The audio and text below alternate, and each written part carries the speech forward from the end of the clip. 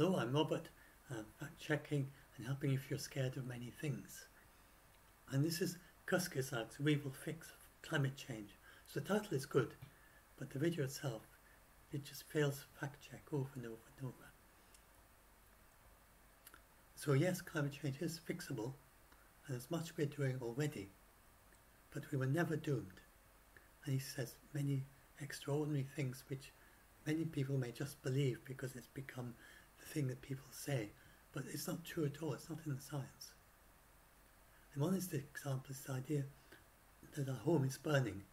People say it as if it was extraordinary to have forest fires at all. But wildfires are essential. So we'll see that. There's several ecosystems, most of our ecosystems need fire. And they're not nearly as diverse without fire, apart from the tropical rainforests. So you never guess that from the way people go on about wildfires. Of course we do need to control them, and we need to take care, especially for people's homes, and sometimes they're too intense. We'll come to that in a minute when I get to that bit of the video.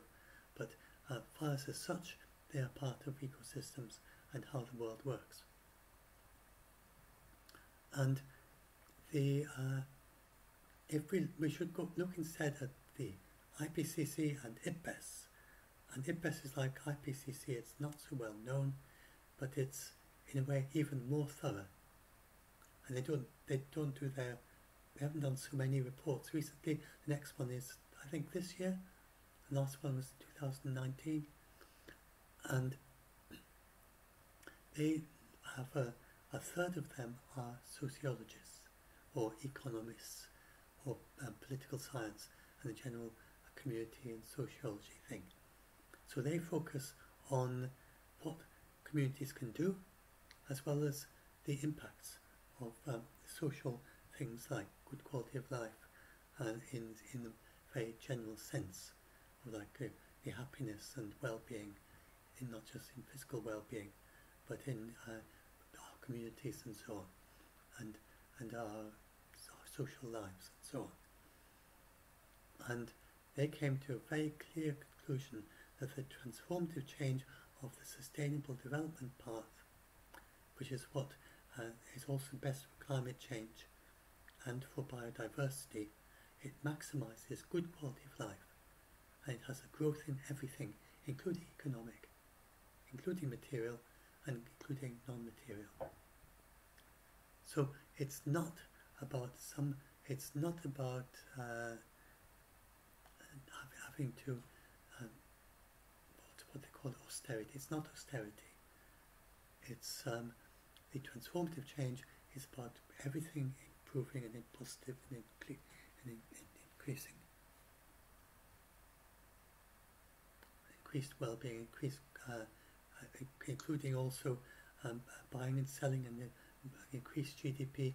It's always GDP growth. You need GDP growth. You need to be able to make your renewables. You need to be able to do, apart from possibilities of doing exactly the same things. In other words, lots of actual work to improve our conditions and to get things done.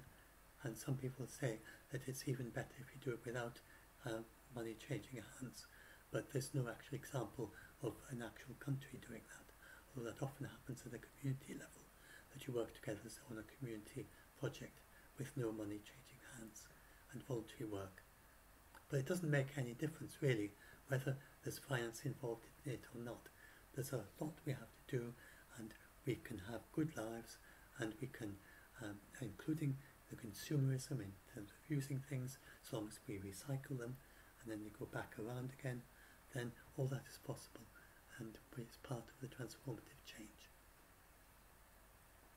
So I'm writing all this and giving this video to help scare people not to argue with activists. So if you're an activist, don't feel I'm trying to attack you in any way. I'm just helping people who have been scared sometimes by the things you say.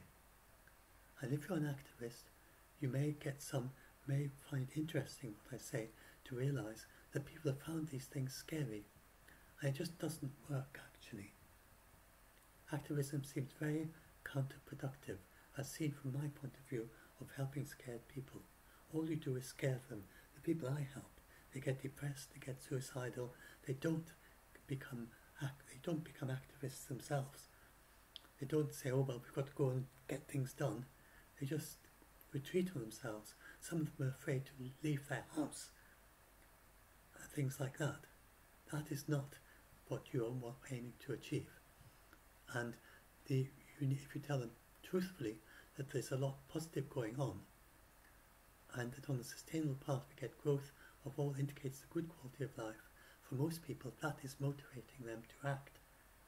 I think activists think everyone is like themselves, which is a natural thing, human thing to do, and they get motivated to act. You see, like Greta Thunberg, and she got so motivated to act after a time of depression and went out and did so much. But few people respond in that way to the way she thinks is actually happening in the world, which is actually not really true. Because there's so many people saying that these awful things are happening. Lots of bad things happen, but lots of good things also happen, and we definitely need to stop global warming, but not for the reason that Kurzgesagt gives. We'll come to some of the reasons later. And then, so this is an example that this is Extinction Rebellion, and we can see that Kurzgesagt says the same thing. Andrew Neil says, I see no reference to billions of people going to die, or children going to die in under 20 years. I don't know where the scientific validity comes from that. How would they die? And the spokeswoman for Extinction Rebellion had no reply, because it's not in the IPCC reports. There's nothing there about billions of people dying. It's just not there. Ask these people, if someone tells you billions of people will die because of climate change, and if they say it's the IPCC report, say, give me a page number and one of the reports and a chapter, page number, section heading, anything so I can find it. And they have no answer. I've not come across anyone who can answer that. It's not there. Again, if you ask, where does it say civilization will collapse? Where does it say humans will go extinct? Nothing. They don't have an answer to that. As a source for collapse of civilization, Kurzgesagt uses a journalist called David Wallace Wells, who first got interested in climate change just a few years ago. He never even knew about it before then. And he doesn't mention, and Kurzgesagt doesn't mention that his views, this journalist's views on climate change are widely discredited.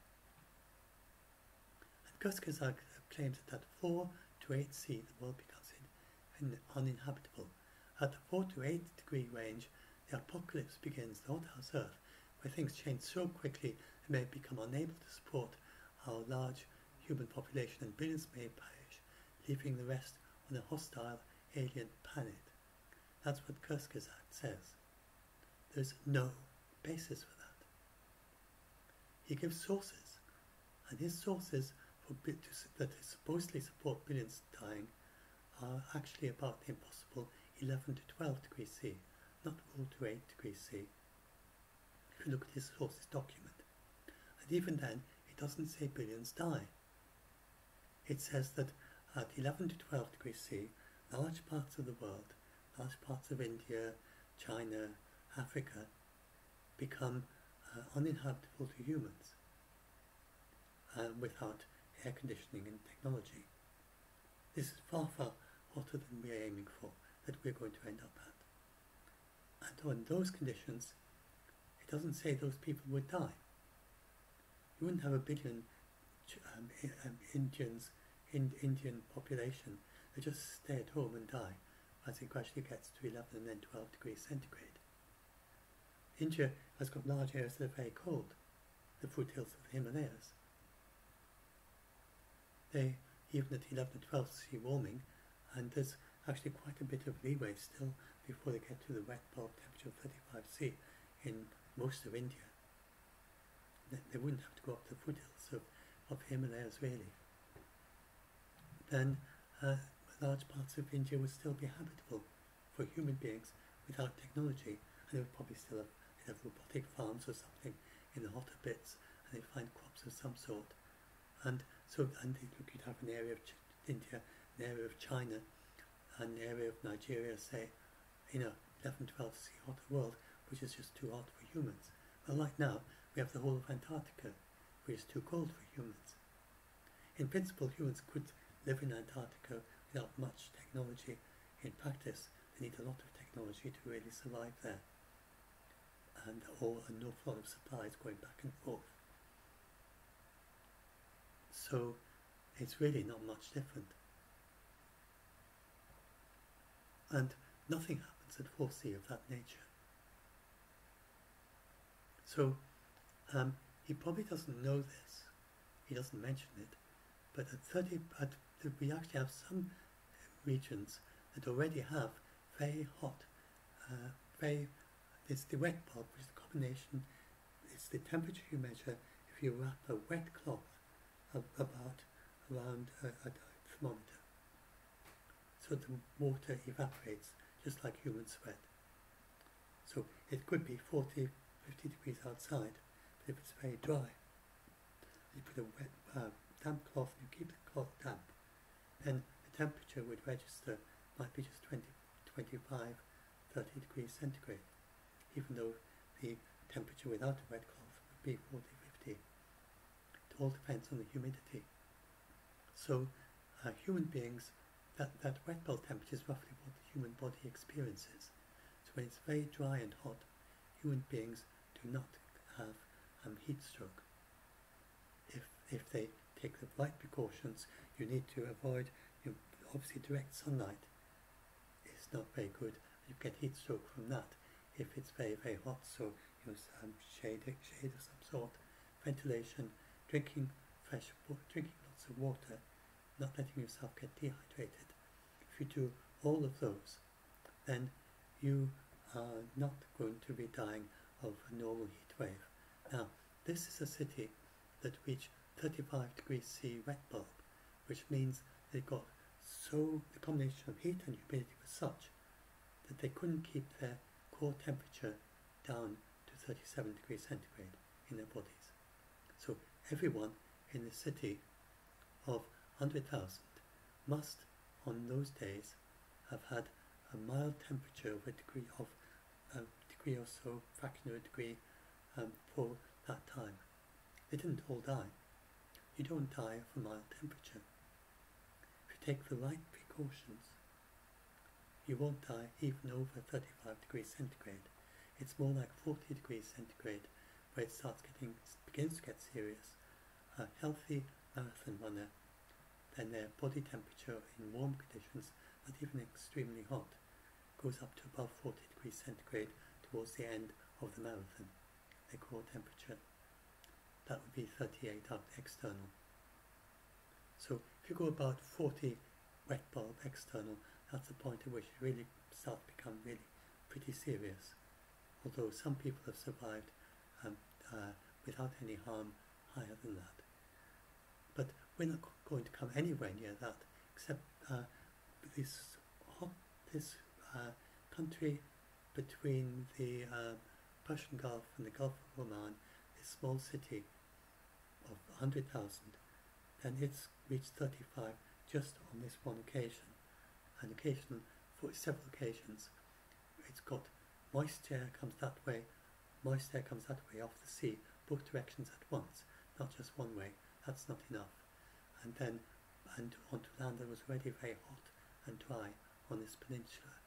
In this very unusual situation, then we get these occasional hotspots around the world that get very moist suddenly on top of very hot conditions. In that situation, it occasionally goes above 35 degrees centigrade, and it's quite common over the sea itself. And of course you have sailors on the sea, and they don't all go dying. It's been happened for many decades over the sea that there have been occasional conditions of 35 degrees wet bulb, but this is on land.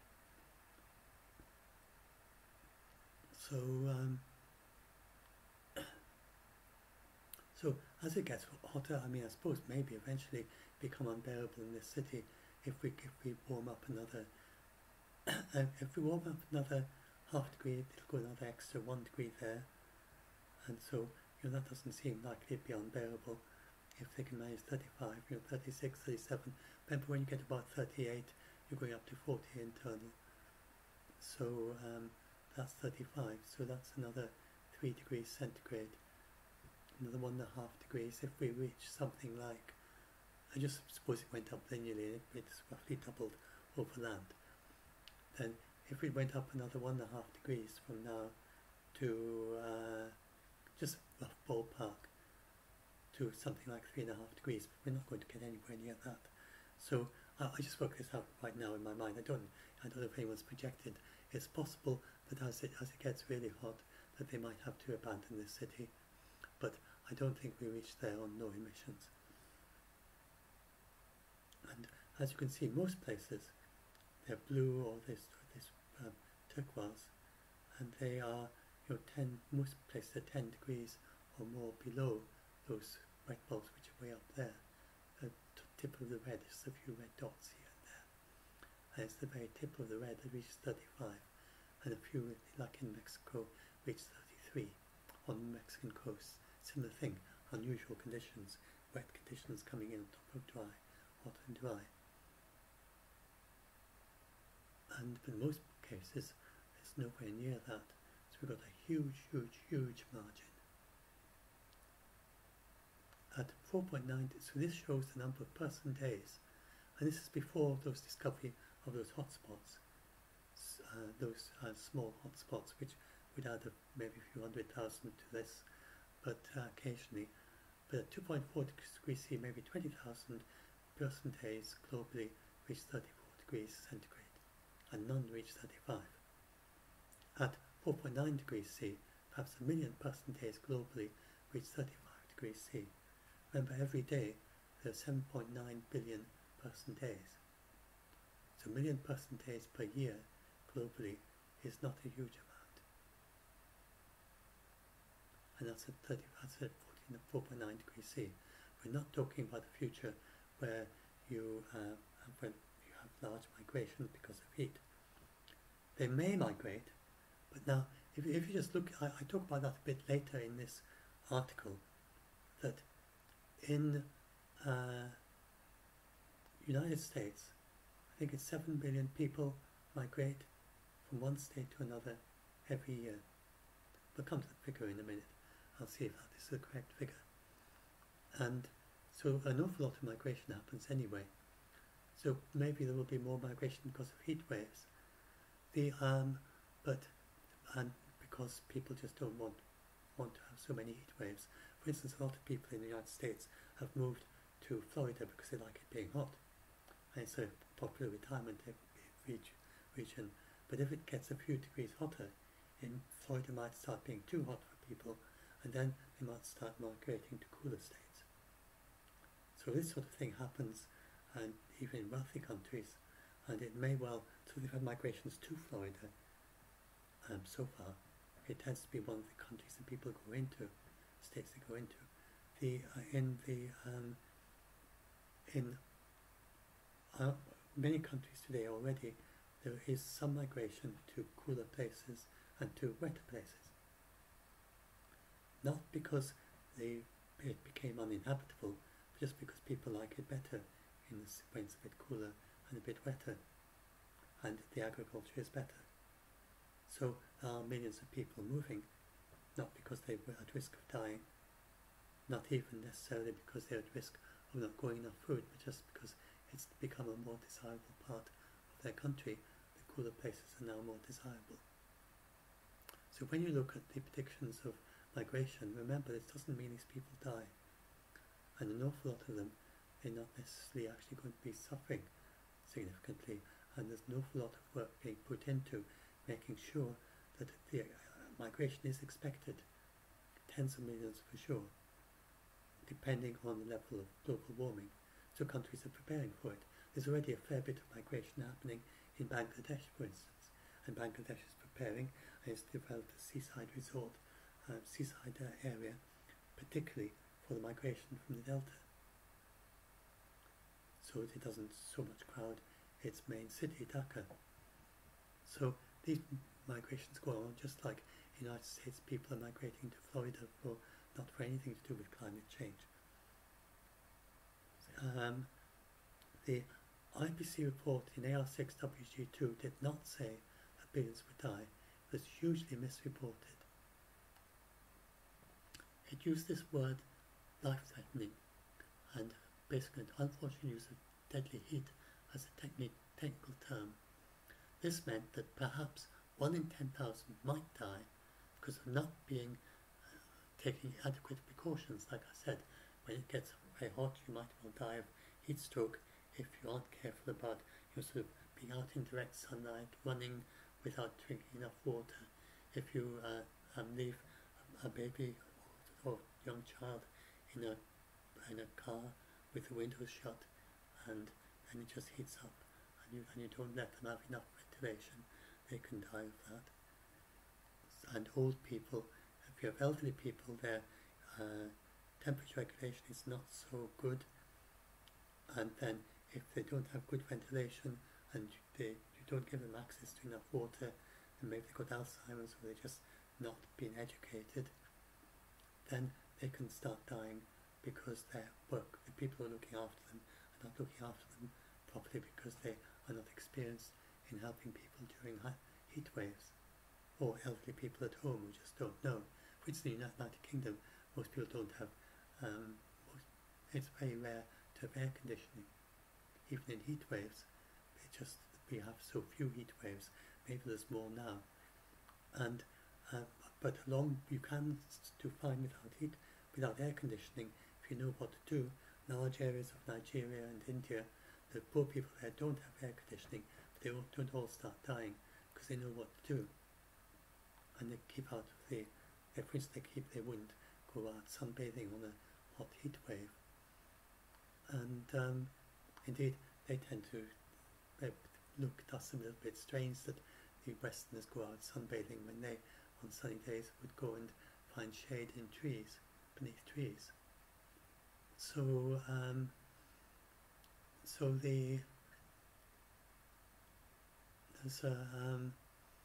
this is very unfortunate, the way that this has been. It's not. I don't think the IPCC really meant it to be understood this way. When they wrote life-threatening there, they probably just meant it as a technical term, saying life-threatening in the sense that 1 in 10,000 are at risk of dying. If you look at it, I mean, especially looking again with hindsight, and just looking at it afresh, instead of looking at it because people were scared and told me to go and find out what the IPCC said, I'm more and more sure that that they just meant that's a technical term, and I don't think they kind of ran that past ordinary people to see how they understood it. I think that's what happened there, and I hope in future they're more careful about this. And they just said, well, it is life-threatening because there's 1 in 10,000 risk if you don't take the right precautions. But it doesn't explain it very well for the ordinary non-techie person. And this is the paper it's based on. And these are the various things that they call life-threatening, up to this red line, up to this blue line, I think, up this red line, that's the right way around. And this red line is the line they drew. It's not exactly wet bulb, but it's a mixture of humidity and temperature, which they found correlated with an increased risk of people dying if they don't take the right precautions. And this one is a wet bulb of 20, that's wet bulb 24, that's wet bulb 19.4. This line that they called deadly heat up there is more than 10 degrees centigrade below, well more, the highest was 24, it's well below 35 degrees C, that's more than 10 degrees C below 35. So when they talk about life-threatening here, they weren't talking about wet bulb. And even scientists, scientifically trained people who came to me scared about it, they did not understand it as meaning, they understood it as meaning wet bulb. They didn't understand it as meaning this technical term that is defined in the paper, and the IPCC didn't give this definition. This graph isn't from the IPCC. Indeed, it's behind a paywall. The only way I know about it is because Carbon Brief did an explainer. So this graphic is from the Carbon Brief explainer by the authors. Not sure it's by the authors of that paper, but it's the explainer for that paper. It draws this graph and explains how they did it. And I found the preprint kind of copy of the paper, but it didn't have any graphics, so it was quite hard to read. And if you saw that, you might get some rough idea. At least you got the idea from that it wasn't about wet bulb, but it was very hard to work out what it was about. And this explained what it was about. It's not about wet bulb, it's about a kind of combination of humidity and temperature that fits this curve. So these are all preventable deaths. And this is about how you can treat yourself, how you can prevent it, like some of the things I said. And even at Kurzgesagt's 11th sea, which we can never reach, it is not a hostile alien planet. Much of Earth is still habitable. We'd move, not die. As I said, large parts of China and India would still be habitable, and I'll explain most of that. But then you get these people saying that human beings are going to go extinct due to climate change. How do human beings go extinct? So this is all the ice on Greenland. And if you look at the Greenland ice sheet, and this is actually a relic from the last ice age, and if you were to magically remove all the ice from Greenland, it would never come back again. Even if you'd done that 1,000 years ago, it just wouldn't come back again. So when people say that the Greenland ice is a tipping point, it's not such a major thing as you would think, because it's always been close to a tipping point, in the sense that if you removed the ice, it wouldn't come back. But it's got to a point, up until now, it's been more ice being added than being removed every year. But recently, it's gone the other way, and they don't know what it will do long term. And will it get lower and lower? Well, recently it's been going up sometimes and down sometimes. Sometimes more ice and sometimes down, and they don't know what the long-term trend will be yet. And then if we go up to say 1.5 C, then it might well be enough, so that eventually it will all melt. If we go to, this is a guess for 1.5 C, that it might end up like that by the year 2300. As you can see from orbit, there's a very slight difference between there to there to there, almost indistinguishable. That's at low emissions. Very highest emissions, it might reach all melt by 2300, and there's some possibilities of ultra-fast melting, which on 4.9 degrees C could be faster than that. But and on 1.5 degrees C, but even then, you're not. Well, I've got a little bit about that down below. We're not going for 4.9 degrees C anyway.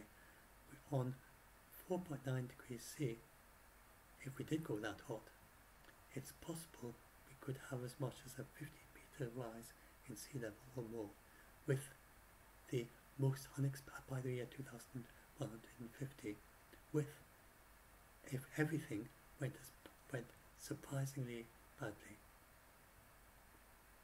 So they don't expect that to. It's not the normal projection, and there isn't any indication at present that that's going to happen. And then on the 1.5 degrees C, the worst we can get is 1.8 meters by 2150, with the very worst case. So I have an example down here somewhere. But to reach 4.9 C, we need all countries to abandon all climate policies. And then a huge push. That's not enough. That's the 3.8 C. 3.6 C is if they abandon all climate policies. In addition to that, we have to have a huge push to burn more and more coal as the most polluting of the fuel. It produces much more carbon dioxide than oil. And ramp it up until we've got maybe 5 times as much coal being burnt by the year 2100. This is not possible anymore. We've got renewables already competing with the lowest cost fossil fuels, and they're undercutting fuel, coal in many places, especially solar. In hot places, solar will definitely undercut coal, and it's going to expect to halve in price again. It's just an impossible scenario, and this is pretty much impossible too. It doesn't make sense, because if you think about it, what 3.6 degrees C means, that means that all countries abandon all climate policies, and they keep abandoning them, even as all the coral reefs go extinct, even as large areas of the Amazon rainforest dry out. And they just say, we're not going to do anything about this. We see no point in doing anything about this. We're just going to keep on burning lots and lots of fossil fuels. That is not credible. It's just never going to happen. And we are actually headed for 1.8 degrees C. And if we follow the optimistic targets, then, so now what sense is our home burning? Well, so they say here, Kurzgesagt says here, our home is burning, rapid climate change is destabilizing our world. But that's false. Wildfires have been part of nature for millions of years, and we can't stop wildfires, including the Arctic wildfires. I know the California ones are very difficult to control in summer, but they do manage to stop them eventually, and then for the next year they need to clear out the undergrowth, they need to control burning. We know how to stop them. We know how to control them. We just haven't put enough funding into it. And and the ecosystems depend on the fires. This is an example from the Arctic, where the moose, bears, wolves, foxes and owls, they're all birds of prey, they all depend on wildfires. This is the moose from Cook's Inlet, where when he first visited it, there were only caribou there, and there weren't any moose. Now it's a big place for moose. This is an example of a moose, and it's full in this park. It's a big moose reserve. But back then, before the big wildfire there in the 1950s or whatever it was, then it was a place for caribou, because the moose need birches and things like that, the sort of trees that grow up after a fire. And the birds of prey, the voles, they need grassland, which you don't get if you don't have fires. And the foxes and owls, they prey on the voles and the bears, and they need those conditions too. So wildfires are part of the Arctic, and the Arctic, from the Arctic wildfire fighting division, they do not aim to put out all the wildfires. They aim to let the wildfires burn over large areas every year, because that's how nature works. And then they do have the wildfires controlled if they're threatening homes, or if they're particularly big or intense and hold over fires from the previous year and so on.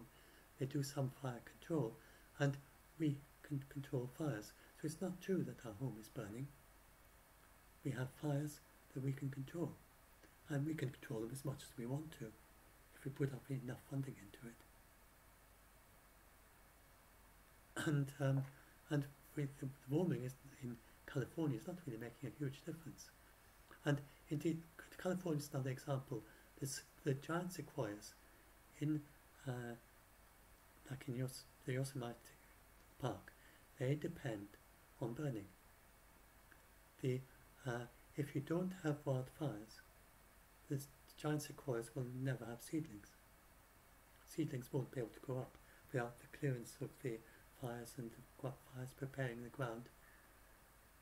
And so they have to do controlled burns.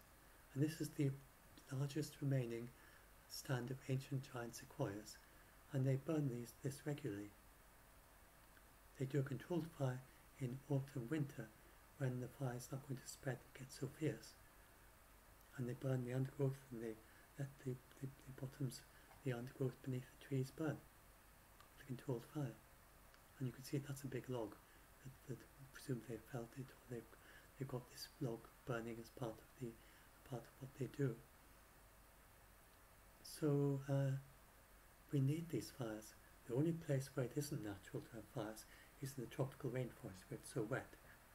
And the only reason they have fires in the tropical rainforest is because they cut down the trees, leave them to dry out for several months, and then burn them, and burn the felled trees. And then the fires can move very, very slowly through the virgin tropical rainforest, but it's easily stopped. So, and the American Indians, they used to control burning every year. That's it, slightly larger text, so you can read it. So that's utter rubbish. And then he says it's, he says again, what's he say? It seems our emissions will not, rapid climate change stabilizes our world. It seems our emissions will not fall quickly enough to avoid runaway warming.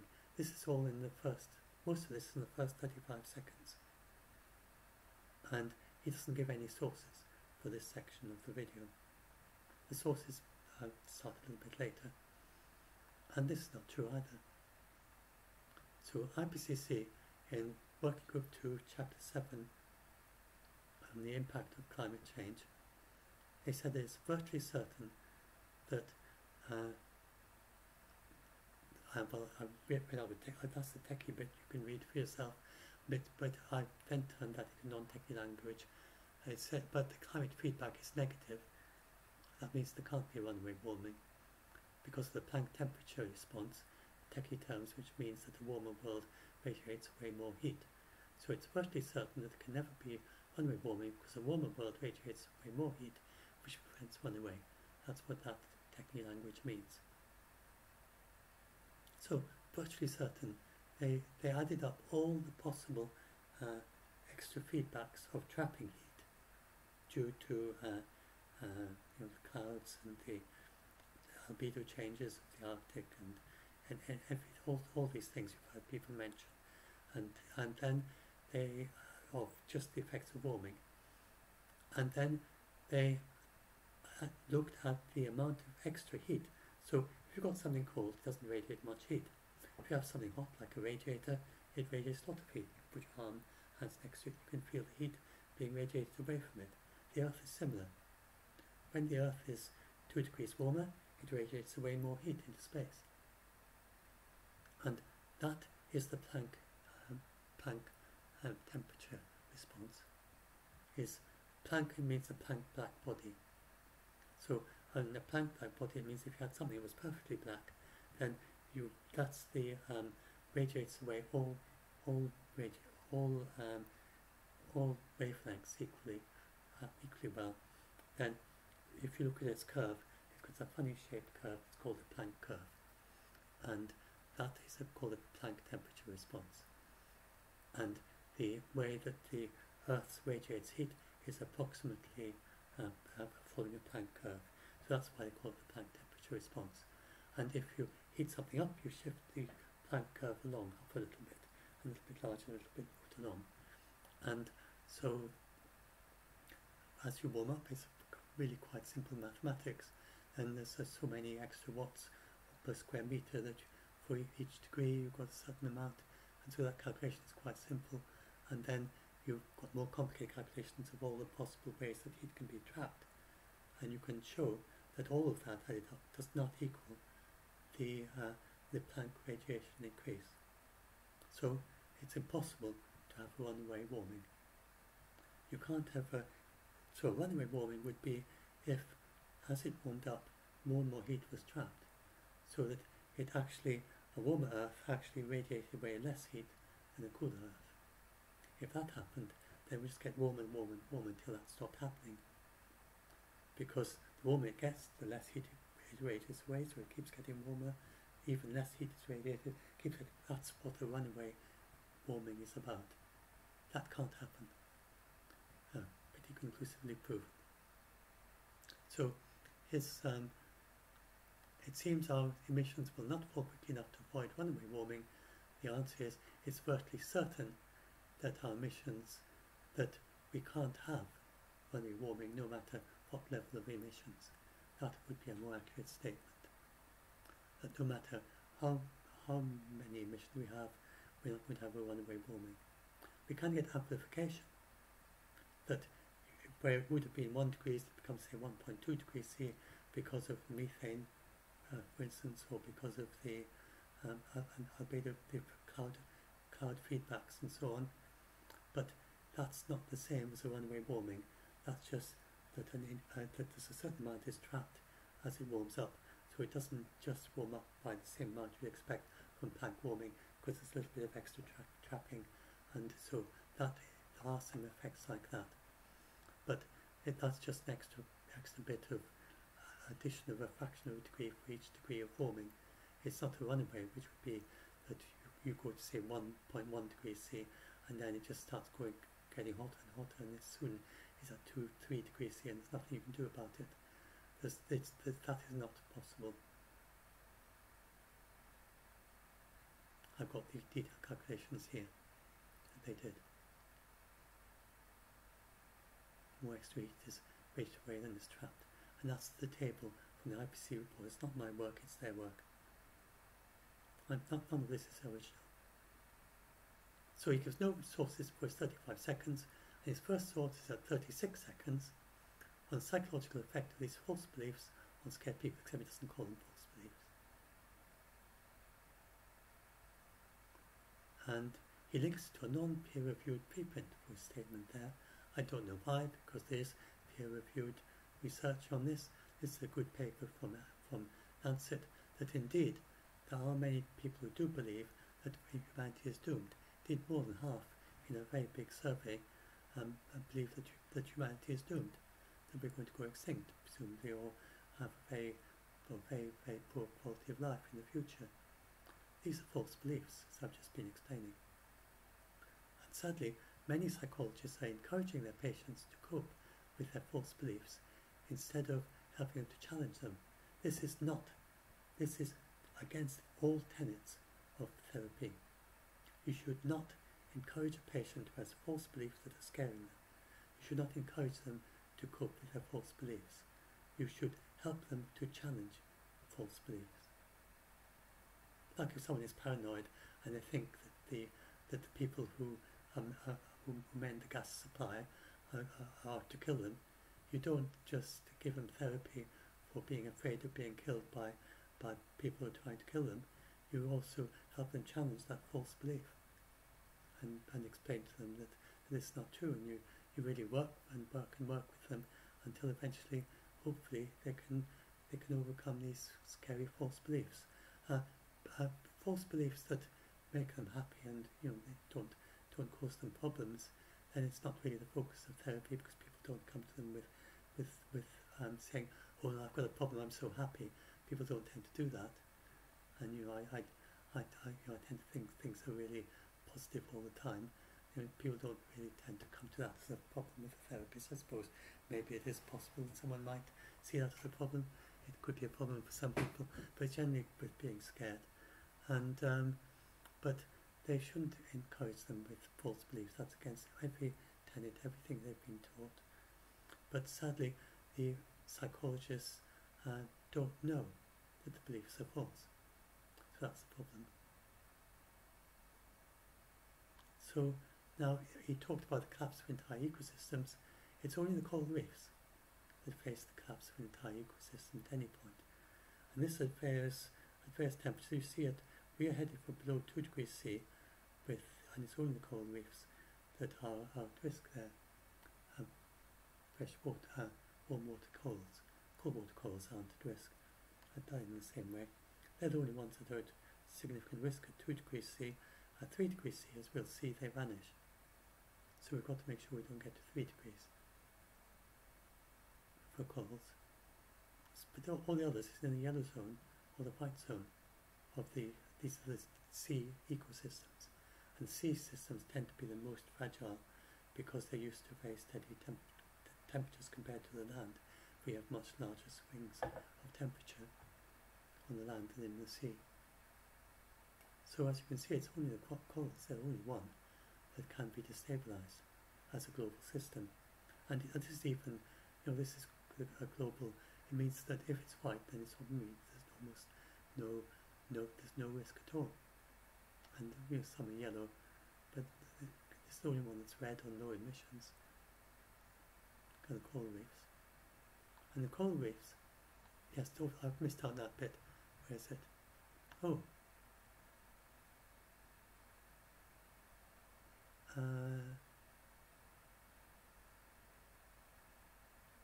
I meant to include the graphic here.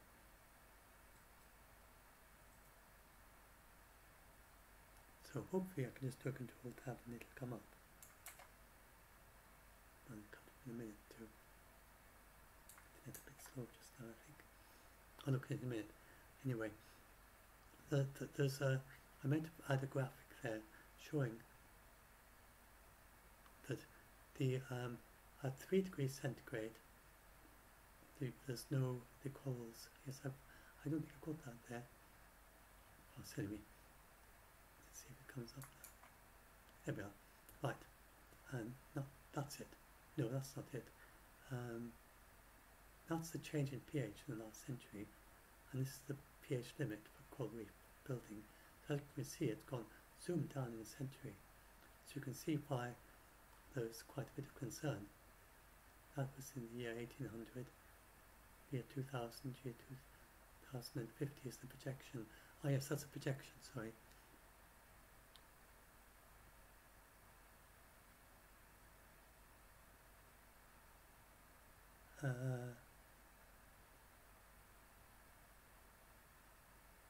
Yes, at 3 degrees centigrade.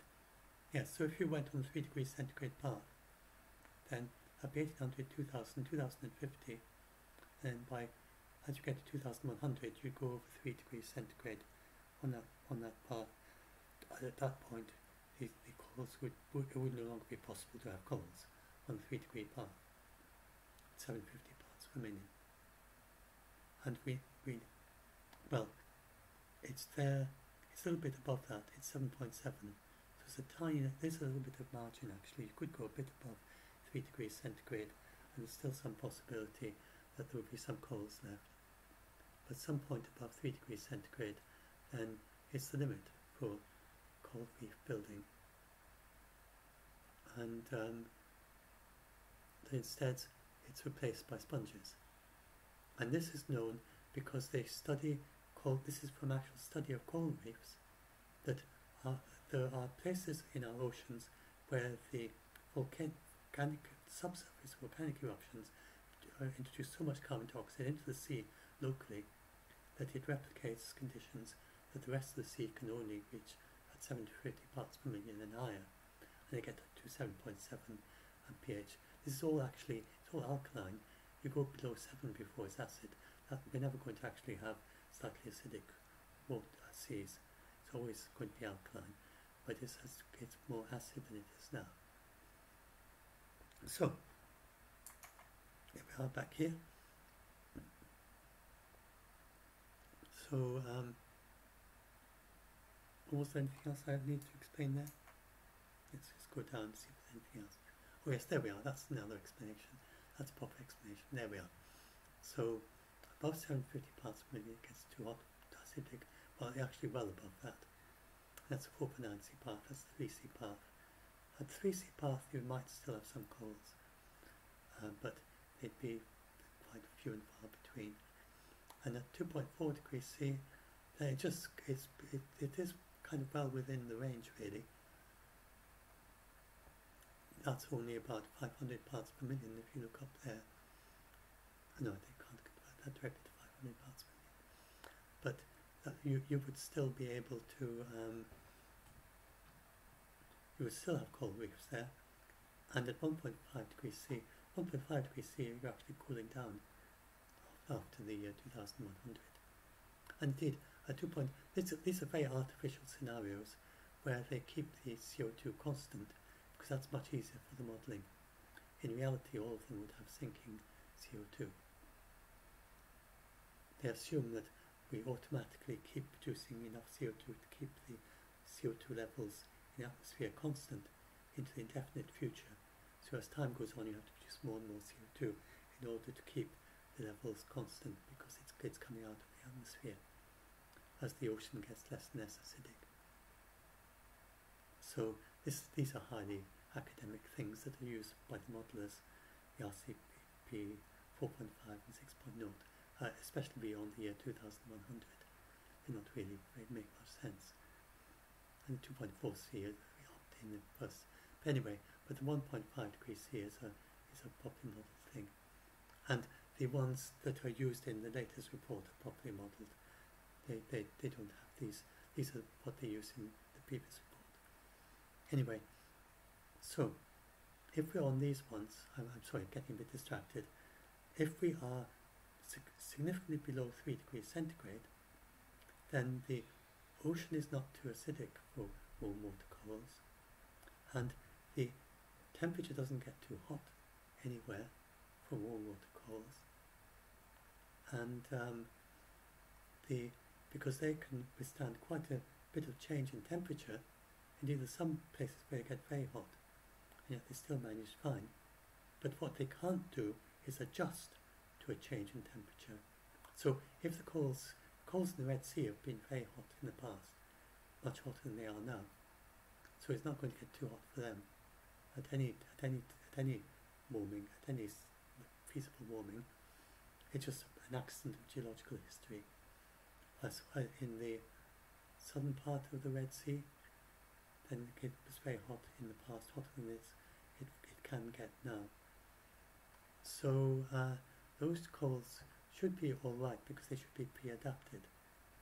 The problem is that most corals have not experienced it in the recent enough past, and they adapt very slowly, and they are used to constant temperatures. And if you take a coral as it is now, and you warm it just by just 1 degree centigrade, it's going to start bleaching.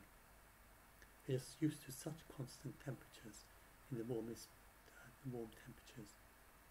Some variability, but variability of only a few degrees, and if you increase the highest temperature by 1 degree C, then the coral will start bleaching.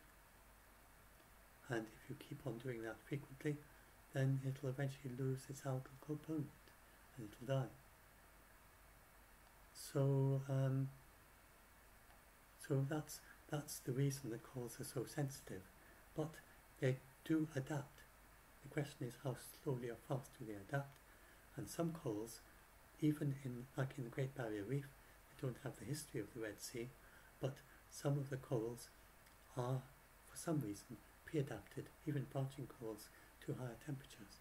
So even if you went up to 2C or something, and 2.4C or something, the Great Barrier Reef would still have some corals there that would be able to survive in those conditions. Some branching corals that are pre-adapted to it. So it's a question of how fast you get there, and also a question of how fast they adapt. So on low emissions paths, if we aim for 1.5 degrees C, then it's never going to get to the 2C. If you can get to 2C very slowly, if we get to 2C in, say, 500 years, if we get to even 2.5C in 500 years, the coral wouldn't notice at all. We just slowly adapt. Each year, each decade, get used to a higher temperature of warming, and eventually it's there. And then in a warmer world, then corals can survive in cooler places because they have a minimum temperature. They don't have a maximum temperature, not one that our world can reach, but they do have a minimum temperature in the sea. So as the world warms, then you get corals starting in places around Japan and places where they haven't been before. They're already turning up, but it's taken them a while to establish a reef there. So that's why so we are not headed for a world without corals, because we're already headed to well below 3 degrees centigrade, and with optimistic pledges we're headed to below 2 degrees centigrade so long as China and India do reach zero emissions at the time they said, and they've always overachieved on their pledges. So I think it's a pretty sure thing that we've saved the corals, and the main thing is now is how much they're stressed and how much of them are lost between now and when we get the temperatures levelling off, so they can then start to recover and adjust to the warmer temperatures and then start going back and then spread out to cooler places. So that's basically the situation we are in now. We don't really risk losing the corals completely, but we do risk losing large amounts of them. And there are good signs there. There's some signs that they are adapting faster than expected. There are signs also that people are, that there are ways that we can assist them to adapt. So it mightn't be quite as bad as it was thought in 2018. Although people do still use those numbers back then, I don't think anyone has done a new calculation based on new ideas as to what percentage would survive at 2 degrees centigrade. But for sure, it's best not to reach 2 degrees centigrade if we can avoid it. So those are the corals. It's the only system that theoretically we could lose them all, but in practice we're not going to. And none of the other ecosystems are like that. It's the only ecosystem like that. All the others have warm edges and cold edges. And there's nothing like the acidity of the ocean that affects any other ecosystem, including none of the sea ecosystems. It's only corals, because they are made up of aragonite. Ordinary shellfish are absolutely fine at 3 degrees, 10 degrees, doesn't matter what, as long as the water isn't too hot for them. So, and that's something they adapt to, and they developed the adaptations, the shellfish in very warm water, shellfish in very cold water. So it's always the warm edge and how fast the species can move for everything else, and how dry it gets and how wet it gets. So the coral reefs are the only complete ecosystem that has any possibility of vanishing in its entirety. And corals don't. Oh yes, and the other thing I haven't mentioned there, I should mention all these things there. I should expand that coral reef section. I should just mention this briefly. Surely I have it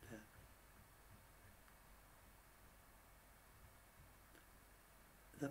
That's the interesting bit about the Great Barrier Reef, that it's only 6,000 to 8,000 years old. There were other barrier reefs before, for 500,000 years, but the current Great Barrier Reef, then if you go back to Stonehenge, if you go back to Sunny's cave paintings, it wasn't there. Do I have the sponges? No, I don't seem to have the sponges there. Okay. That's strange. I meant to add sponges to it. Must have forgotten.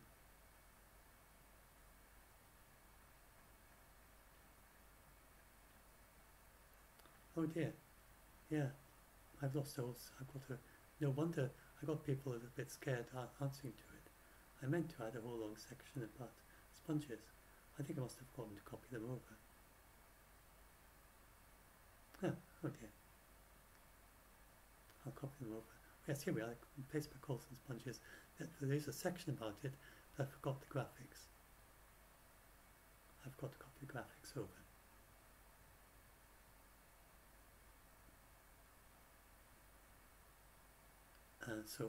Yes, I'll copy that over. But so we get a sponge reef, which is a very diverse kind of ecosystem. It's not quite as diverse as the coral reefs. It's like a bit like the difference between a tropical rainforest and an ordinary a tropical rainforest and a tropical forest. That's like a difference between a sponge reef and a coral reef, a tropical dry forest. So the sponge reefs get turned into as coral reefs and yes, so as I explained, so these are the times in the past when there've been see these green things, those are the times when there were sponge reefs. Those green lines. It's been quite common. I think those green lines are the sponges, because then no, I don't know which they are.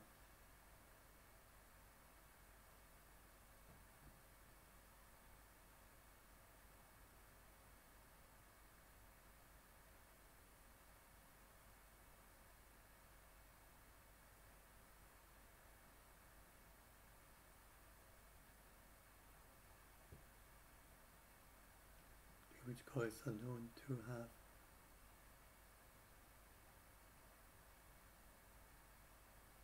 let's just expand it so I can read it properly.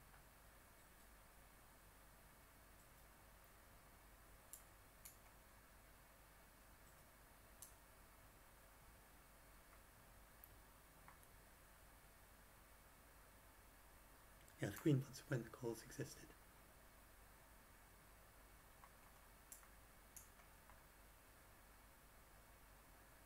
So so those the green. So those green ones that went, and then I think we're at the bottom. I think this is back to front sort of thing. And so the green times are when there were calls, and you can see a lot of the time there weren't any calls. So so it's really quite common geologically, but half the time there are calls, the other half the time there aren't. And the rather interesting thing is each time the calls come back, they develop again from scratch. They're new species.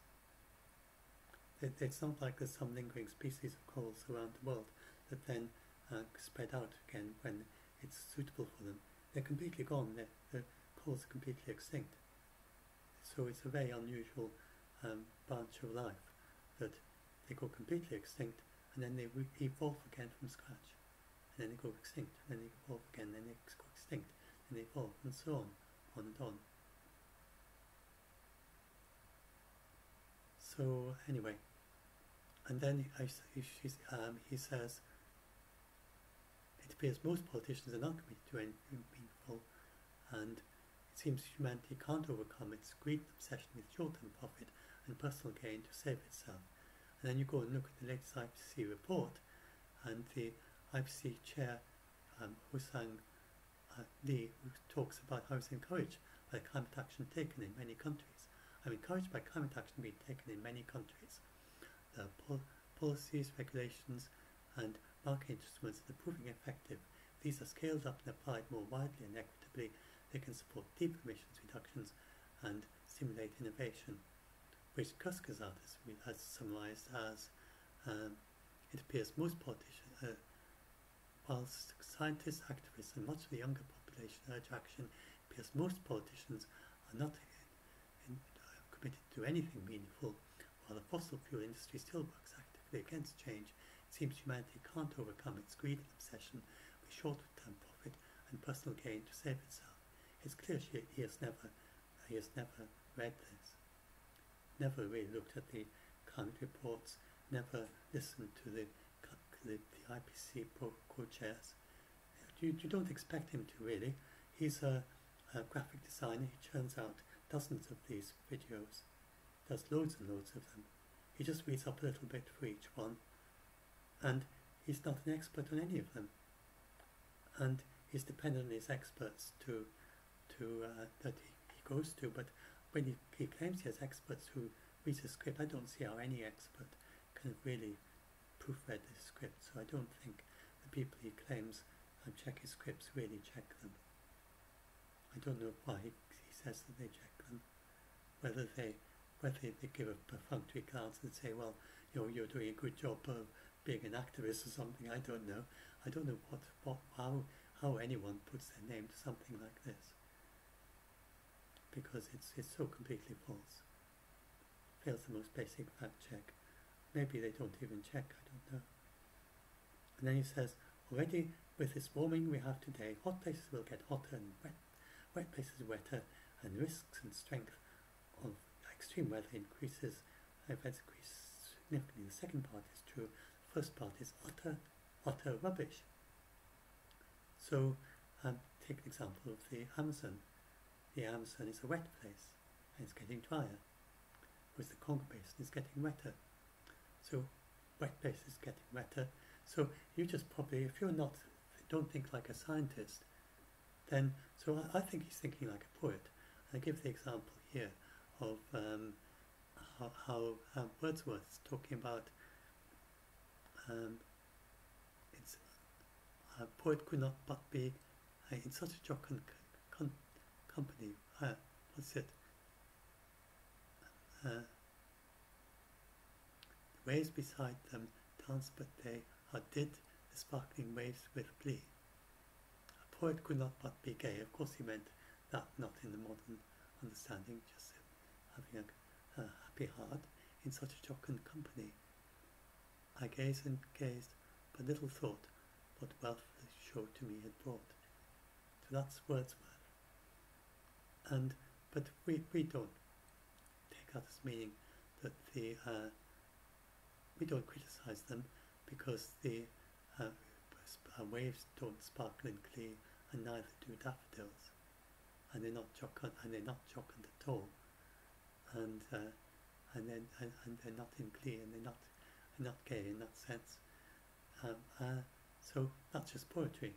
So in the same sense, I think the kindest way of understanding this is that he approaches his script like a poet. He's interested in the sound of the words and what emotional effect they have, and he's just not thinking like a scientist. And I think that's the best way to understand his videos, but sadly it makes them very scary, and it makes them false, because he's not able to fact check his own videos, and clearly nobody else is. So wet places aren't getting wetter. Some wet places getting wetter, some wet places getting drier. The Sahara Desert is an example of a dry place that's getting wetter. And then, of course, cold places are getting hotter. It's not at all true that only hot places get hotter. The Arctic is getting hotter. Is the main place is got the highest level of warming of all, and the tropics are hardly warming at all. They don't warm very much less than the rest of the world. So doesn't fit his idea at all that it's hot places that get hotter. And Mexico is another example. It's a dry country that's actually getting, for the most part, wetter, although some parts are getting drier. And this is a new, and this was a good news a year or so ago, that this is what they used to think was happening. But then they realised that that they're looking at water vapour near the surface does not give you a good idea of the soil moisture. If you look at the soil moisture, then it's actually increasing in many places where the water vapour is getting drier in a warmer world, because in a warmer world the moisture gets more easily from the air into the soil. I'm not, going to the details, which I checked up for this, and in that story it explains why. I can't remember the details now, but that's an interesting bit of science. I forget it now. And as I said, yes, this is about the migration. I talked about the migration here. Yes. Do I talk about? So that's like Bangladesh, going to the port of Mongla, Cox's Bazar, and the coastline generally. So that's happening in Bangladesh already. And I think I may have forgotten to add that bit about the United States. Is that not there? I think I may have added it in and then lost it. I do that sometimes. So I'll have to add that back in again. That so that's two things. There's the corals and the bit about migration. I've got. I wonder where I put it. I'll have the text somewhere. Maybe in my other one. Anyway, so as I say, he's a talented animator, and if only he could check his facts, he could do lots of good. He does make very entertaining videos, very educational. If only the things he was telling were correct. I mean, he's a good educator. If only, and a very entertaining animator and a good educator, he'd be a good teacher. Except that he'd have to make sure that what he's teaching is correct, that he has understood it himself. Once he understands it himself, then he'd be very good at explaining it to other people. But sadly, he doesn't seem to be, either he can't get the time for it, or he hasn't got people who are able to check him. I don't know why it is. If only he could somehow become, but as it is, sadly, because it's very entertaining, but I wouldn't, I haven't found any accurate videos from him, but I do get a biased sample because it's people telling me that they're scared.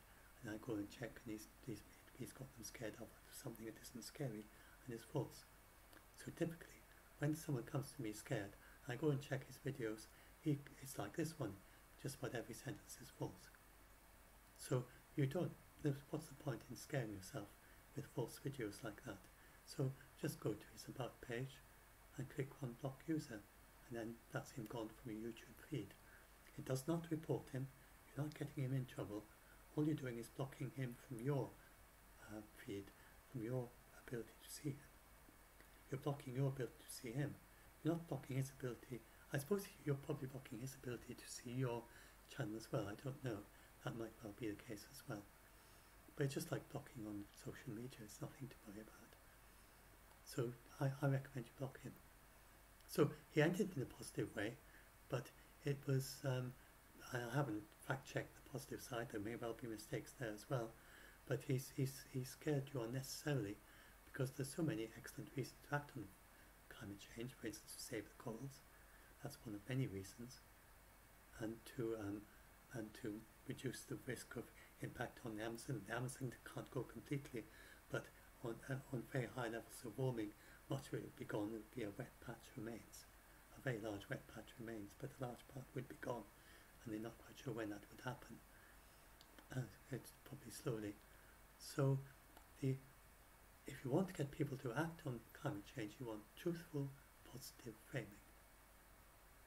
Next, with a negative hyperbole, negative framing only motivate determined activists,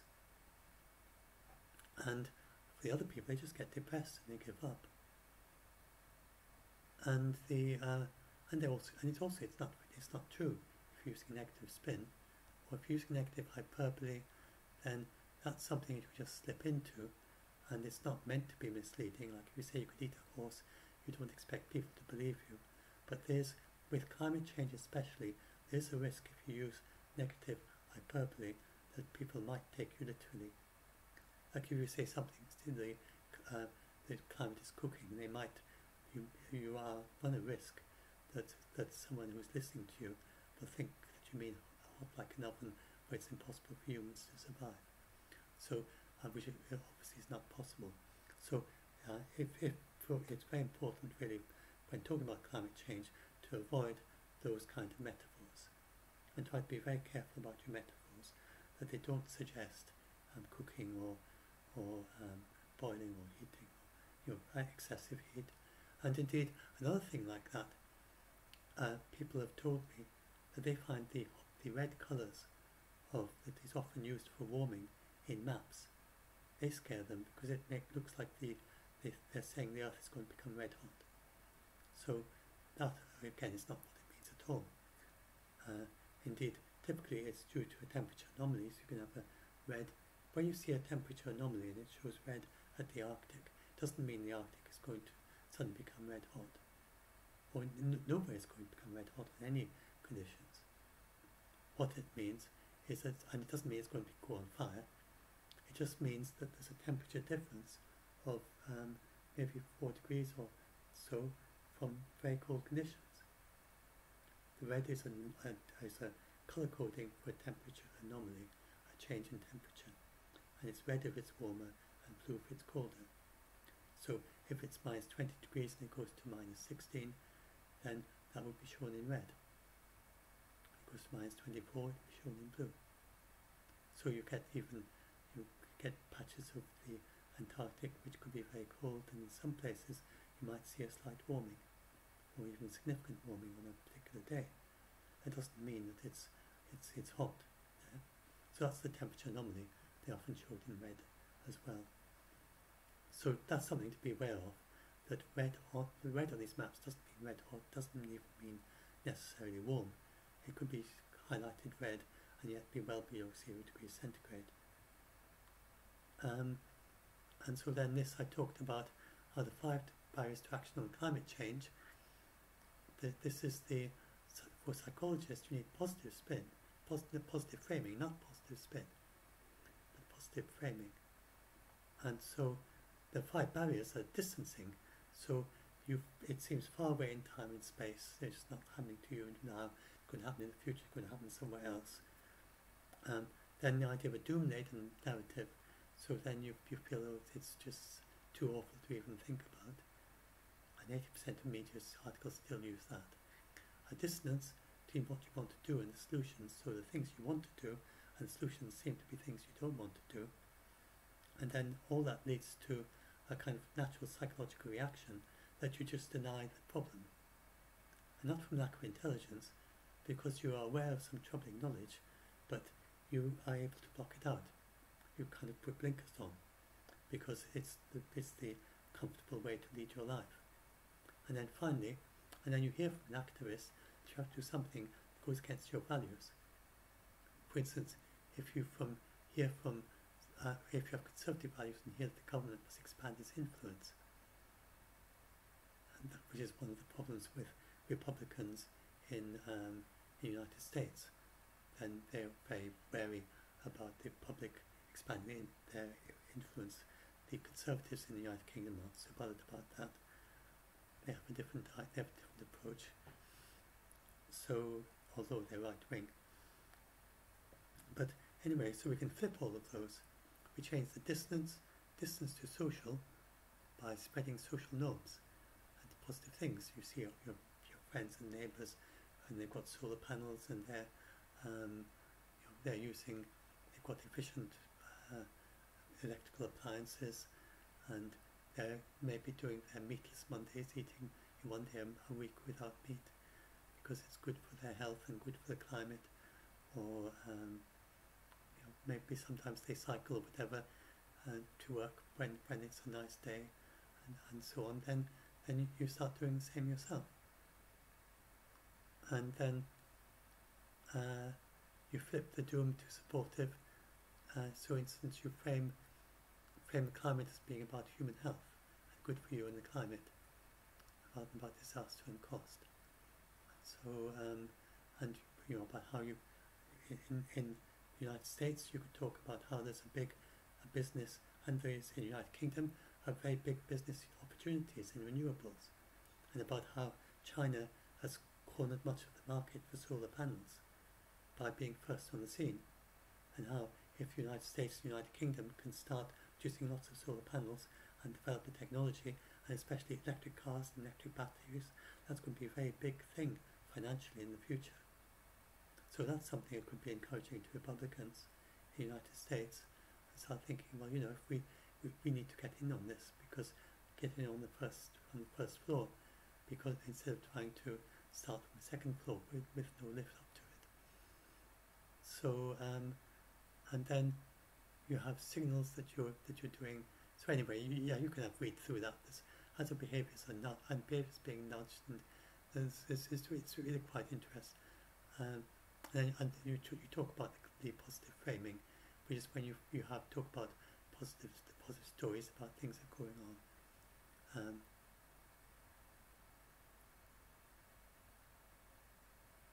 That's down there somewhere. You need to present 3 positive or supportive framings for each climate threat. Anyway, I could go on about. You can go on and read about that. There's loads you can do, and if you're someone who gets scared easily of climate change, then one of the first things to do is to give yourself a break from searching for climate change stories. It's like, suppose that for some reason you needed to give up Coke, or you wanted to give up Coca-Cola, then the one thing not to do is to spend hours a day watching Coca-Cola ads, where they say, open a Coke, open happiness, and you go down to the store, and there's a whole bag, this whole stack of Coca-Cola bottles, and then you just find that it's in your shopping basket before and you bought it before you really are giving much thought to it, because you were thinking, well, if I go and buy a Coke, I'll be happy. So if you can manage to avoid and just not watch these Coca-Cola ads, then that would help you if you're trying to give up Coca-Cola. So rather similarly, if you want a break from getting scared and doomed and afraid from climate change or anything else, if you're scared of false prophecies, for instance, it's the same thing as for climate change. The first thing is to give yourself a break from it, give your mind a break. You don't really have much chance of recovering unless you can give yourself a break. because you're constantly getting, it's something, it's like PTSD, recovering from PTSD, then you don't want things that are constantly triggering it. You can deal with that eventually with therapy, the ways of dealing with it, but you really need a break for the thing that's triggering your PTSD, and then you can maybe work with the triggers with the therapist. So, but really getting a break from it is really the easiest way to get started healing, and then unless you've got a therapist to help you. So, so then, if you were to check, instead of every day, or even 5 times a day, or once a week, if you were to check once a decade, then there's really been no significant change in our understanding of climate science. Not the basic broad sketch ideas. If you look at the this is the red is what was predicted, the blue is what actually happened, if I got that the right way around.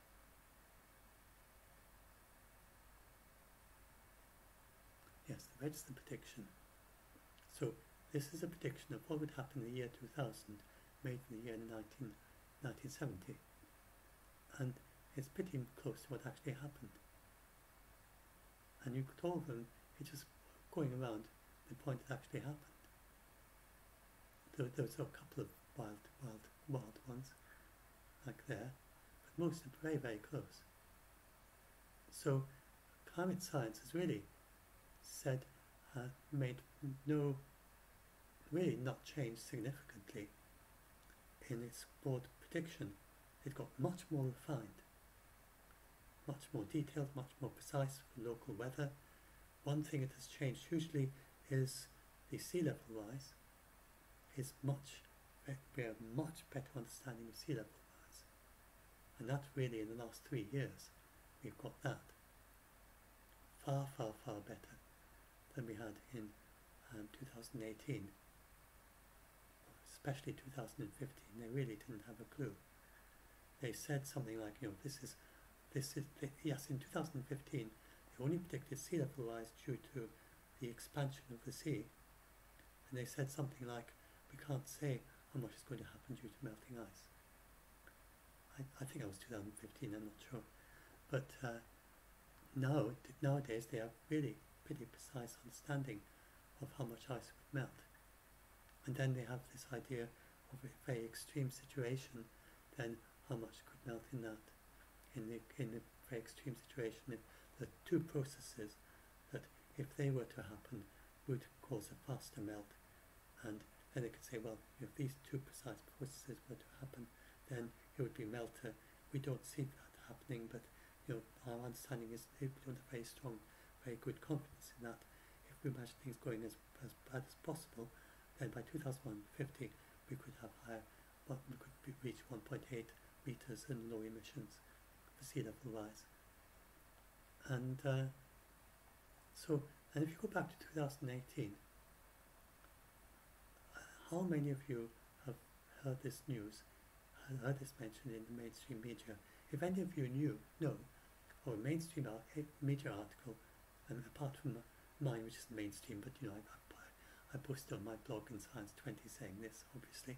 But how many of you have seen a mainstream media or indeed a prominent blog or anything like that, apart from Carbon Brief or really specialist ones, that have explained that the main message of the 2018 report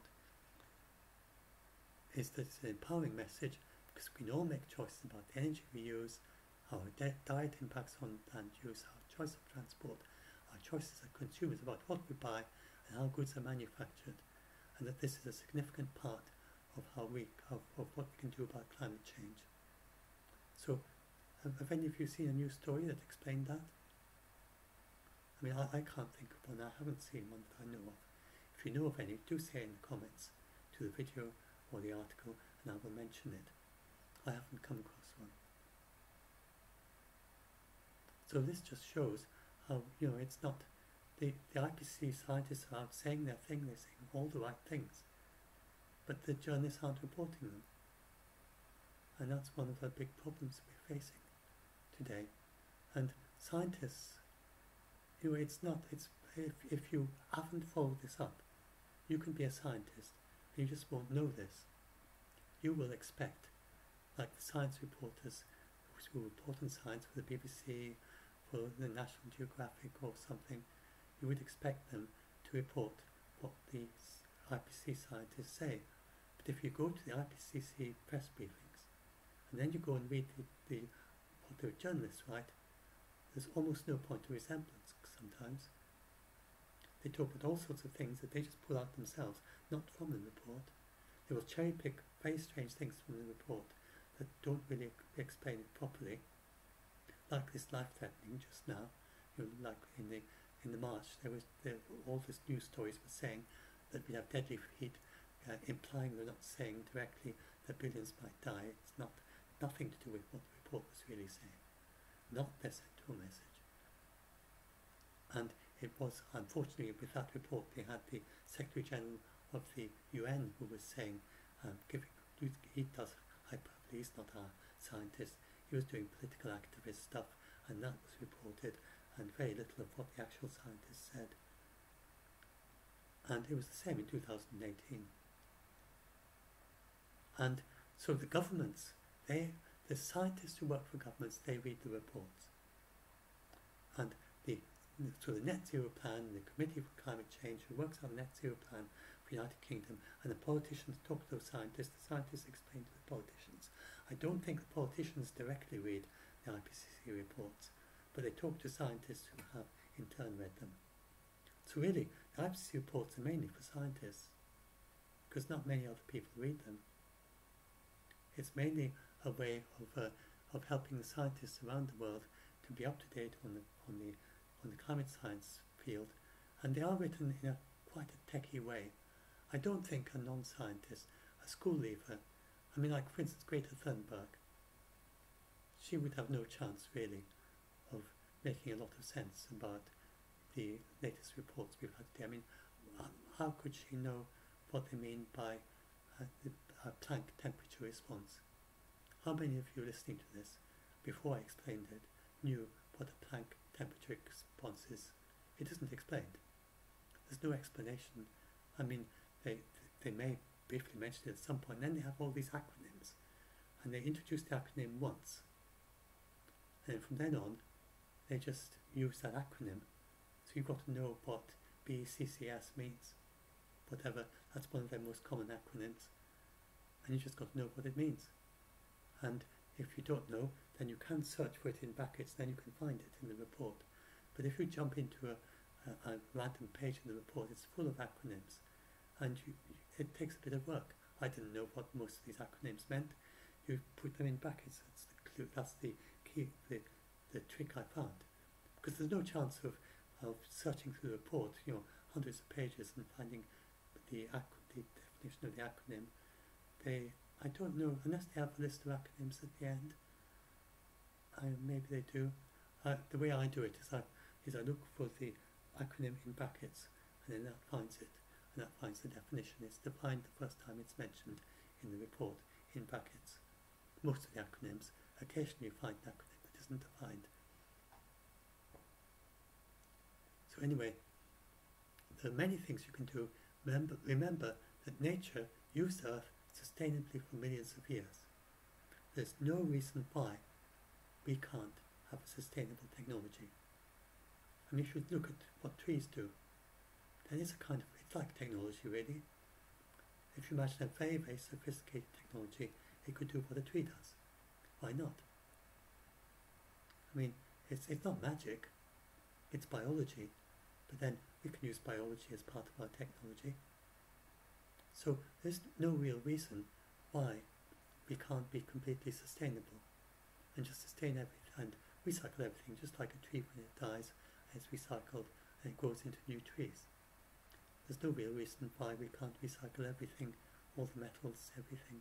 Things like phosphorus, then there's plenty of it because it gets exposed all the time, then it goes back into the sea and whatever. Eventually it'll come back billions of years later. We're not using it up. We're using it up more slowly than it's produce in the case of phosphorus. There's some other things we need to be more careful about, but we're never going to run out of phosphorus because eventually, millions of years in the future, it's going to come back again. So, that's an example to show that recycling is feasible and possible. Another example, there's quite a few things we can get from seawater using sunlight, like some metals and salt, obviously, fresh water, and this is becoming more and more economic. Once we have fusion power, then it'll be very easy to get things from the sea, because that's, but even like solar power, then low cost and high levels of energy, then so that's going to get easier and easier to get things from seawater. There's quite a lot we can get from seawater, and then, but then there's recycling the things we have, and there's very little lithium. We're not going to run out of lithium. So if you go and look, I should put where we're going to be, and I've got a blog post about all that.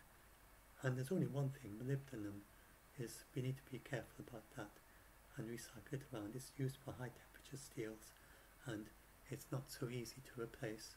So long as there's something to be said for creating a stockpile and making the prices artificially high, so that people are encouraged to recycle it, because otherwise we could run low on molybdenum later this century. That's the only one that's kind of really significant. Most other things can either be replaced or are recycled anyway.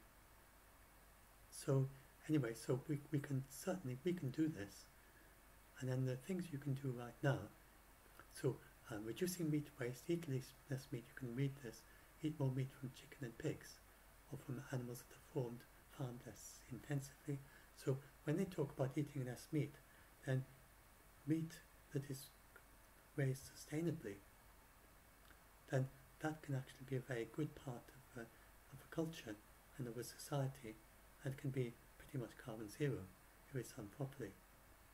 But beef from when you look in the sense that if it's been part of your culture all along, and it's just there, and it's how you've always done things, then you've been in equilibrium with that situation. Then that's zero emissions if it's in equilibrium.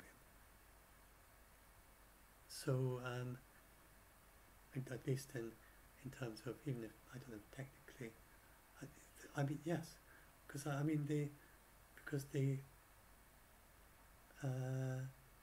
oh sorry, I've gone a little bit off script, because I should have checked up on this before talking about it.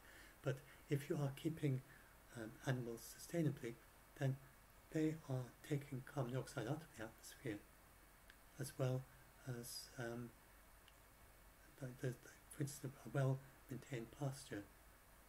Then the pasture is taking carbon dioxide out if you're doing it well, and if you can enrich the soil, and then you can have animals as part of sustainable agriculture with the soil being enriched. Then if you can do that, then that's even carbon negative, and if it's part of a complete system. And so it very much matters, how it's done and where it comes from. And but sadly, an awful lot of meat is used. There's an awful lot of land that is used for growing food for animals, which are then imported to other countries, which are then used for meat. And then these, if we can reduce that by 20%, then that helps a lot with the pressure on the rainforest. That's equivalent to an entire rainforest, entire Amazon rainforest. If we could reduce meat by 20%, that's how much would be freed by way of land that we could use for other things. So, so reducing meat, including meat weight, is 20%. So I went on a bit about that, but the IPCC do, and so do IPBES. They all say it's important. It's not talking about being vegan, it's not talking about being vegetarian. It's saying that if you eat a lot of meat, then it's good to eat one meat-free meal a day. So it's worth repeating. It's good for your health, it's good for your climate. You can come to enjoy it and find it tasty. So it's just something that is worth considering and giving a go and seeing if it's something you can that works for you. It's not something you have to do, it's just something you can consider. And then shop climate friendly peat-free potting compost. That's something you can do in the United Kingdom. Energy saving about the home and reduced car use, and there's a long section in the IPCC report in the latest one, but I couldn't find it just now, so I've got to go and try and find it again. There's a list of quite a lot of different things you can do, and so I can add to this quite a lot probably once I read that up and expand it.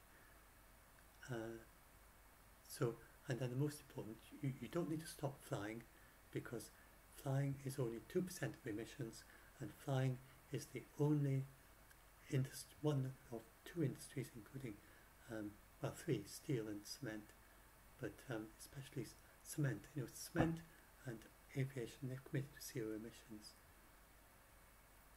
So eventually, if obviously there's nothing wrong with not flying.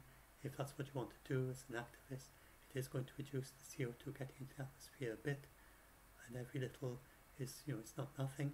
But if you need to fly and you want to fly, you enjoy it for a holiday, there's no reason why you shouldn't, because eventually that is part of a plan that's going to lead to zero emissions and 1.5 degrees C, just with people doing flying as normal, because they are already tapering down, they're already levelling off, they're going to taper down to zero emissions. It's a pretty sure thing that we're going to manage zero emissions aviation by 2050. So, by various methods, including like biofuel made from green manure made during the winter cover to cover soil when you can't have crops. That's one example of a way of making fuel for long distance flight. And they're going to have synth fuel from renewables. They're electric planes for short haul flights, which are going to be coming quite soon. And basically they're more efficient. They're just going to do massive things which are going to greatly, they've worked out are feasible to reach zero emissions flight. So please don't feel you've got to stop flying. If you want to reduce your flights, then do one flight instead of two, or if you something like a conference, and if you feel that you can do it without losing tremendously from the value of the conference by doing it from home, then why not? That is going to reduce CO2 emissions, but globally it's not anything like as significant as reducing the amount of meat you eat, or about using more efficient energy appliances, or insulating your home. Even though as an individual those are things that are not going to make so much difference to your carbon dioxide footprint if you do flying several times a year. If you look at the world as a whole, if you look at your society as a whole, then those things are far more significant. Remember the neighbour effect, remember you're part of a community, and all of us doing those together is far more significant than you as an individual not flying, which would be quite hard for other people to emulate who do need to fly, and maybe it can feel bad unnecessarily. So it's good to say it's inspiring for some people, but do be sure to make it clear, if you do not fly, that this is your own personal choice, and it's not necessary for other people to do that. It's an optional thing, because I think it's quite important for people to realise. And then you do not need to have less children or feel bad in any way about having children. Remember that many countries are headed for zero emissions by 2050. Some before then, like Finland is headed for 2035, Scotland for either 2045. From then on, all the children, like someone who is born today in Scotland in 2022, by 2045, when they're 23, they will be a zero emissions person. They will be contributing no emissions to the world. And they may be helping to bring about that zero emissions transition. Maybe even if they're born today, and people who are now maybe young teenagers, then they will still be producing emissions, but they may well be amongst the people who are working towards zero emissions, even by things like choice in their lifestyle, recycling and all the things I talked about. And then some may be directly working on this. So do feel, and we need our children. We need our children to make all this technology. Imagine if we had no children, hypothetically. Then we'd have a lot of aged people like me who would have to go out up on the, I mean, I'm not that aged, I'm only 60, what am I? I'll be 68 this year. But, I don't think of myself being that aged, but I'm certainly not as fit and I'm not as I couldn't run as fast as I could when I was young or anything, that sort of thing. At my age, I think it's quite common to, you have some reduction in your fitness. I don't climb hills quite so fast as I used to. Indeed, very much, quite a bit slower. I've been trying to get more exercise, trying to get back fit again. And I find it, and it's taken me much longer to get back to being fit than I would have done if I was a bit younger. So you do notice that you get older. And so, the young fit people are they're the ones who need to go up the wind turbines, fixing them and making these things and you're getting things done because they're stronger and faster, and they can do physical things much better. And then of course they also I'm not do intellectual things and so on. Your intellect doesn't really fade when you get older. I don't think it does.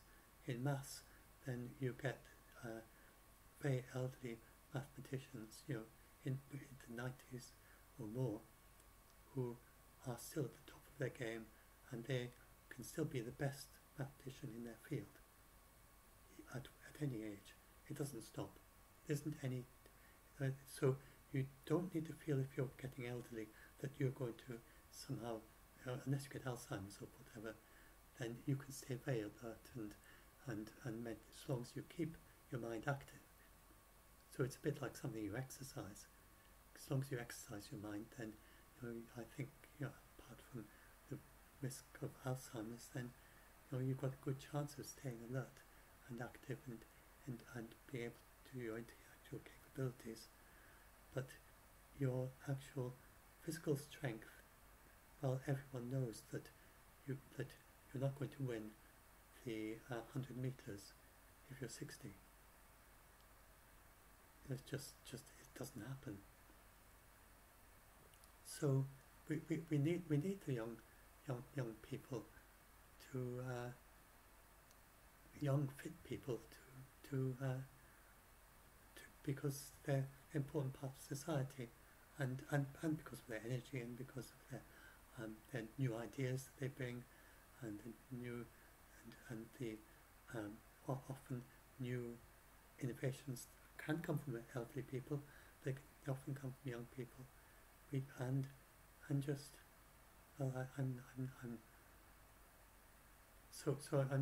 saying that it wouldn't actually work. Our society wouldn't work very well, and we wouldn't have the nurses and the doctors. But that's another example. Your nurses, they need to be quite fit to lift people and move them around. You don't get so many nurses that are in their sort of 70s or 80s.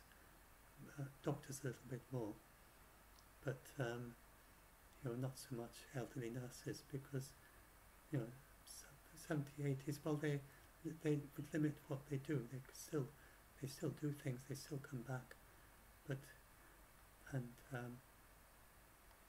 think I'm going to be digging into a kind of pit for myself here, but I don't want to say bad things about it. There will be some some fit elderly nurses and fit elderly people doing all sorts of things. But of course there will be in your until you get to 80s or 90s. But we do need our. I think I don't know where I headed off that way. But we do need our young children. There's no doubt about it. And just think about, there'll be next voters as well. There'll be next politicians that will bring about the climate change. I mean, who knows? Maybe Greta Thunberg will be a politician. So as she gets it, she's old enough to serve as an MP, though she said she didn't want to yet. So but I think she might well become Prime Minister. Who knows? So think about, there's just so many possibilities for children in which they could contribute in very positive ways to bring about the transition and the transformation of society that we need.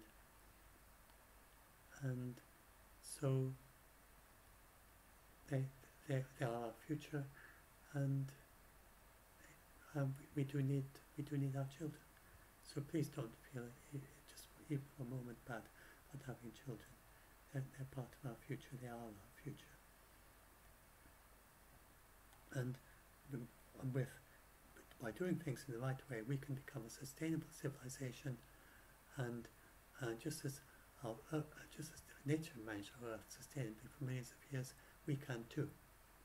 And we can get resources from space, for metals and things, but there's no reason really why we can't, as we develop better technology, just do everything through recycling and through the sea and through mining,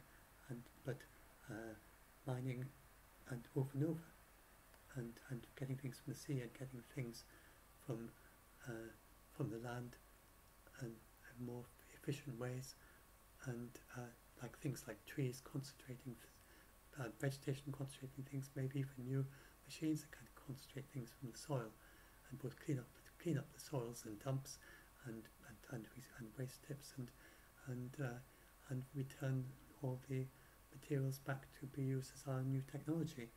And I wouldn't be surprised if it gets more organic in the future and you get like living, you don't know if literally you plant a seed and out of it grows a washing machine or something, but maybe components for it or whatever. But it might be that it's somewhat magical how things are produced in the future compared with how they are now. And so it's hard to know exactly, but I'm sure in one way or another we are going to be headed for a sustainable future. And that certainly there's nothing this century or next century even, there's nothing, and then eventually, gradually, we've got to become more and more sustainable as we go on for things like molybdenum and some rare metals. Some things, I mean, we're never going to run out of aluminium, for instance, or whatever, but there's some things like molybdenum that we might run out of. We're not going to run out of, but I think we can get that from asteroids probably, if in the far future, from metal asteroids. Anyway, so I think I think that if we could go into time machine and go forward 1 billion years, I think we'd still find a human civilization. I don't see why not.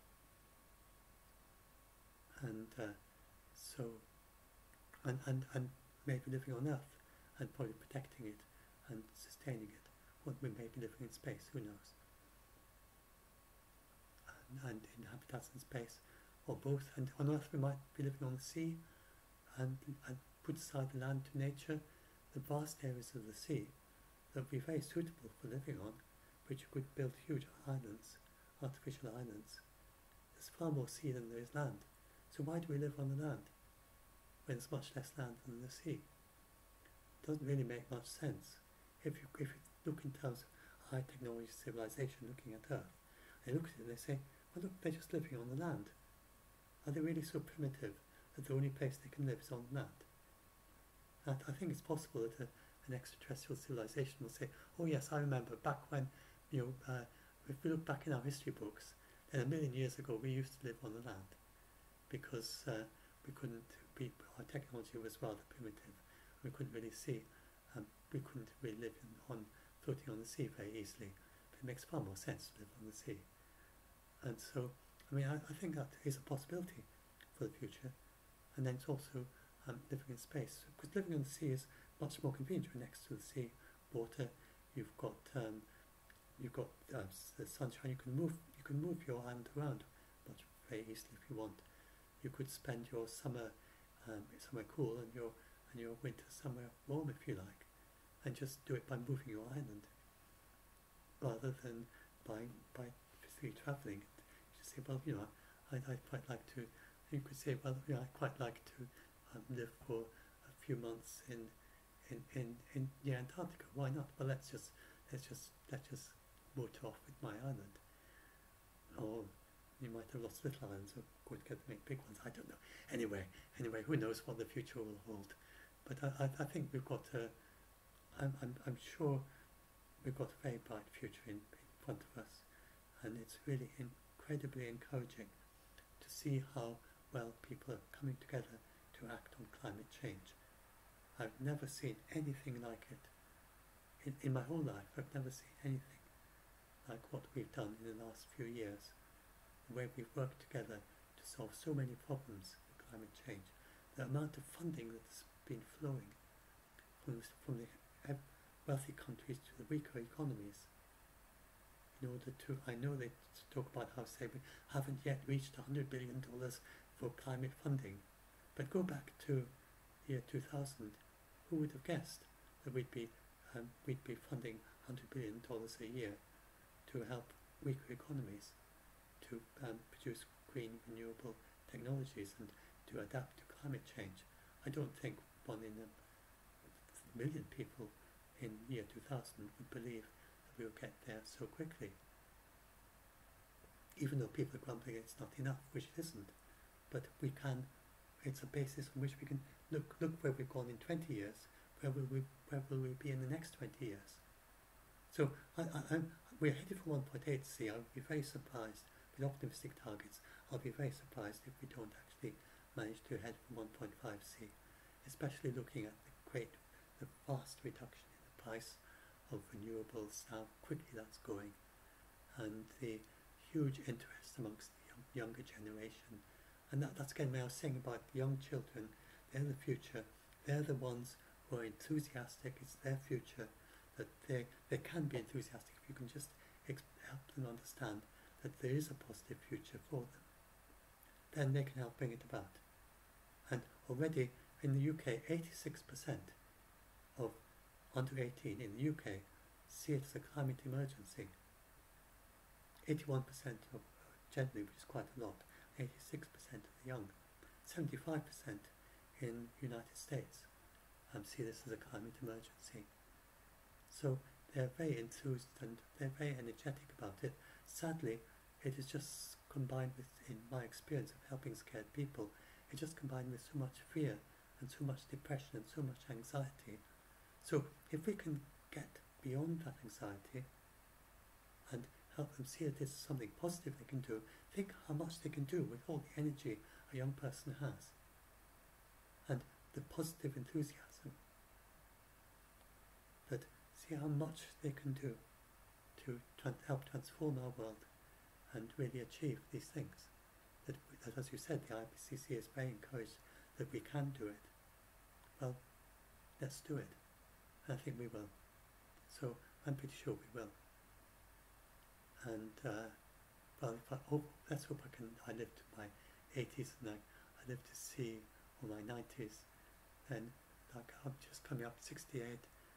Maybe if I live to like 70, will I live to 2050?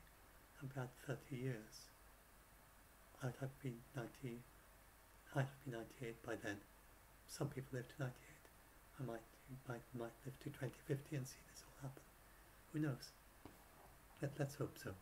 Anyway, I mean, let's hope we do see all this happen. I do hope I have a long life just so I can help people who are scared.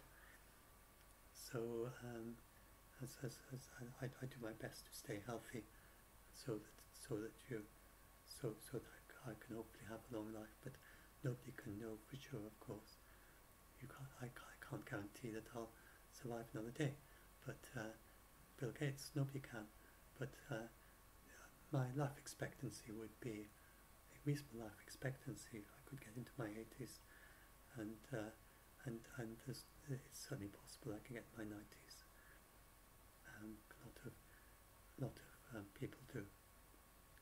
So it's better to staying healthy. Then, and some people live to over 100.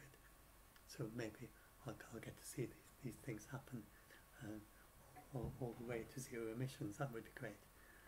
But anyway, some of you I think will certainly live to see all this. And just so anyway, hope this helps you.